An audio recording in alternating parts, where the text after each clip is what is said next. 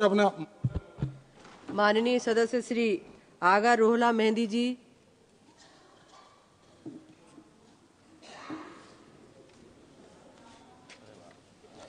Thank you madam chairperson. मेरे पास वक्त उतना ज़्यादा नहीं है, कम है, मैं पॉइंट पे आ जाता हूँ। हैरत हुई जब एक पैराग्राफ सुना भी और फिर पढ़ा भी पेज 19 में, जो प्रेसिडेंशियल एड्रेस में जम्मू कश्मीर के हवाले से जिक्र किया गया और ये बताया गया कि 370 हटाने के बाद वहाँ पे पार्लियामेंट इलेक्शन भी हुआ और असेंबली इलेक्शन भी हुआ। ताजुब है कैसे इस मुल्क को बेवकूफ़ बनाया जाता है।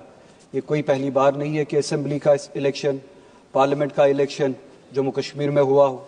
370 के होते हुए भी होता था, आपने नाजायज़ तरीके से 370 हटाया, उसके बाद भी इलेक्शन हुआ।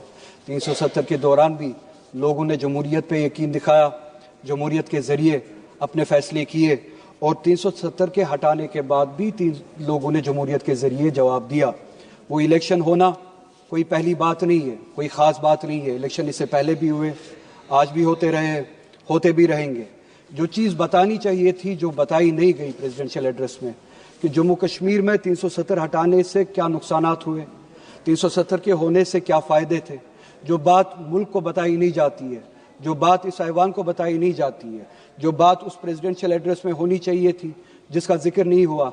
कुछ पॉइंट्स की तरफ मैं इशारा करूंगा।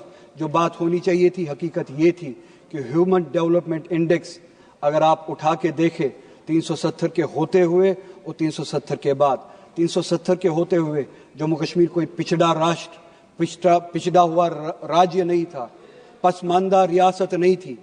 370 के होते हुए HDI के इंडेक्स पे, ह्यूमन डेवलपमेंट इंडेक्स पे जम्मू कश्मीर का शुमार 6ठे रियासत का होता था।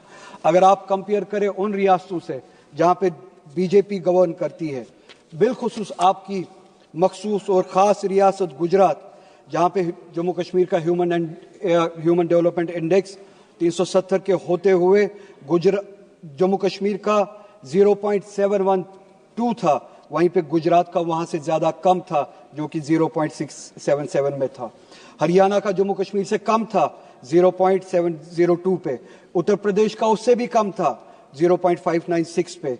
मध्य प्रदेश का जम्मू कश्मीर से बहुत ज़्यादा कम था, 0.606 पे।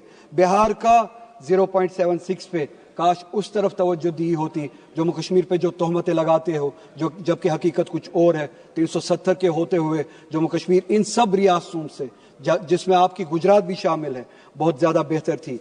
पॉवर्टी राइट 370 के होते हुए, जिसका जिक्र यहाँ पे नहीं हुआ, जो बताया जाना चाहिए था, जम्मू कश्मीर जो इस मुल्क की सर्वे हुई है, आखिरी सर्वे हुई है, जम्मू कश्मीर में 10.3% पे थी, जो कि गुजरात से कहीं ज़्यादा बेहतर है। गुजरात जहाँ पे 16.6 की पॉवर्टी रेट है, परसेंटेज है। यूपी की 29.4% है। मध्य प्रदेश की 31.7 पॉवर्टी परसेंटेज है। बिहार की 33.7 और 370 के होते हुए उसी मुकाबले में जम्मू कश्मीर की सिर्फ और सिर्फ 10.3 पॉवर्टी रेट थी। ये बताना आप भूल गए। इस मुल्क को आप बेवकूफ़ बनाते हैं, इस मुल्क को आप मिसलीड करते हैं। लाइफ एक्सपेक्टेंसी पे बात करें, 370 के होते हुए आपकी जो सर्वे हुई है इस मुल्क में 2009 से लेकर 2016 तक, अगर आप कंपैरिजन करें, जम्मू कश्मीर में लाइफ एक्सपेक्टेंसी की जो रेट थी वो उम्र बन चुकी थी 73.5, गुजरात की उससे कम थी 68.7, यानी जम्मू कश्मीर में लाइफ एक्सपेक्टेंसी ज़्यादा थी गुजरात से। हरियाणा में 69.4, यूपी में 60.3, मध्य प्रदेश में 60.2, बिहार में 68 और इस सब के मुकाबले में इन सबसे ज़्यादा कश्मीर में थी 73.5। एजुकेशन के हवाले से आप बात करें, एक ही इंडिकेटर की मैं बात करता हूं, gross enrolment ratio for higher education. जो हायर एजुकेशन में लोग दाखिला लेते थे, एनरोल करते थे, जम्मू कश्मीर में इन सब रियासतों से ज्यादा थी 370 के होते हुए।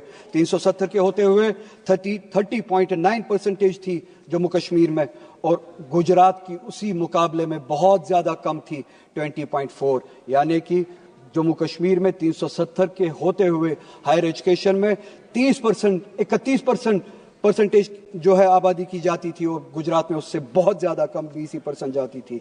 हरियाणा में 29.4%, यूपी में 25.8%, मध्य प्रदेश में 22.6%, बिहार में सिर्फ और सिर्फ 14%।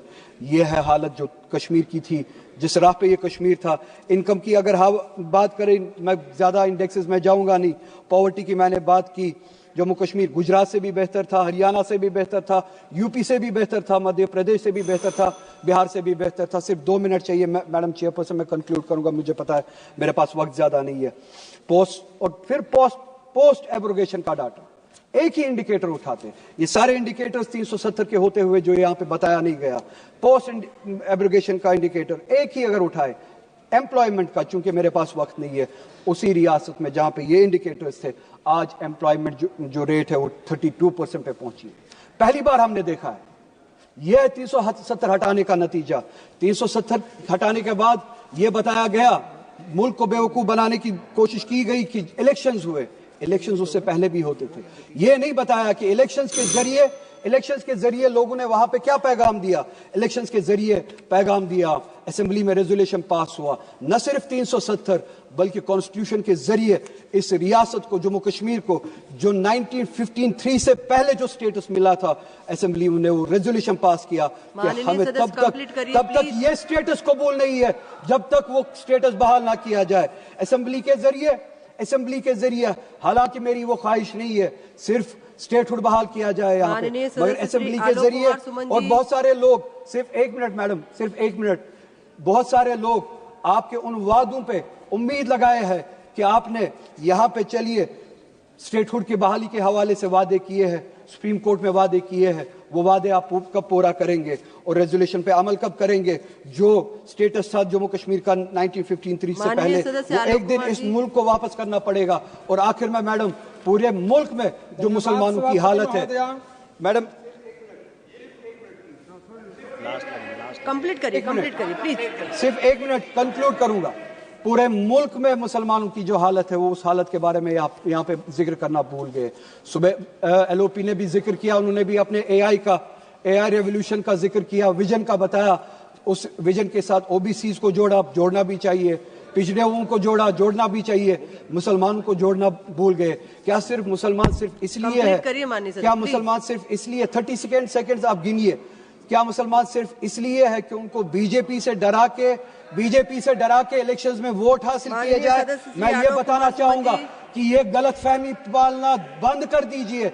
मुसलमान किसी से डरने वाले हैं नहीं, न वो बीजेपी से डरते हैं न किसी से डरते हैं। वो अगर डरते हैं तो सिर्फ और सिर्फ इसी बात से डरते हैं कि जिस तरह का रवैया आरएसएस और बीजेपी।